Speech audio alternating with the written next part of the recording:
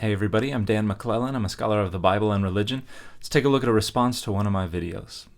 As a wannabe Mormon, Dan begins with the dogma that Christ is not God. So this is obviously a rather awkward ad hominem attack, but it's also trying to eat its cake and have it too.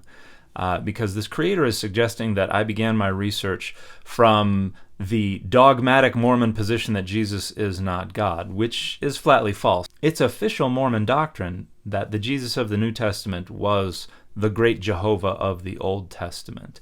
And my research on Jesus' relationship to God, which I have so far published in 2 different peer-reviewed academic venues, flatly contradicts and denies that.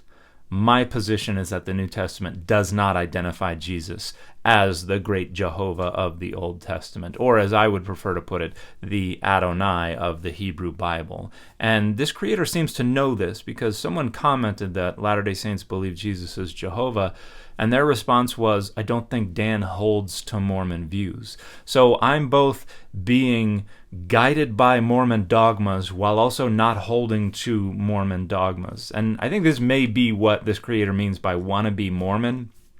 I had no idea what that was supposed to mean, but it sounds like they would like the rhetorical value of the petty and naive sectarianism of sneering that I'm a Mormon, but they also recognize that my academic positions don't align with Mormonism, and so they're just suggesting I'm really bad at defending Mormon dogmas or something like that. But the reality is the thing that I have consistently and repeatedly asserted and demonstrated across the life of my channel. My personal religious beliefs play no role in my academic positions. I have demonstrated that repeatedly and consistently over the last 3+ years. And this notion that I am both influenced by Mormon dogmas while also directly contradicting Mormon dogmas is pretty laughable rhetoric. Then he goes about trying to find a way to demonstrate that his dogma is not impossible. So, for example, when John's Gospel says that Christ is both Lord and God, and precisely the God who created all things, then Dan goes about ginning up scenarios that are not in evidence, but are not impossible, to kind of chart a path around the data in order to arrive at his desired goal. Yeah, it's definitely not that. This actually all began with a research project where I was trying to demonstrate that monotheism first pops up in Deutero-Isaiah. And as I was trying to figure this out, I realized that a question I needed to be able to answer was, how did the authors of the Bible understand the concept of a God? And I couldn't find a satisfactory answer. So I brought cognitive linguistics to bear on the question, and that bore some fruit. And then I brought the cognitive science of religion to bear on the question, and that just made things a lot more complex, but also a lot more fascinating.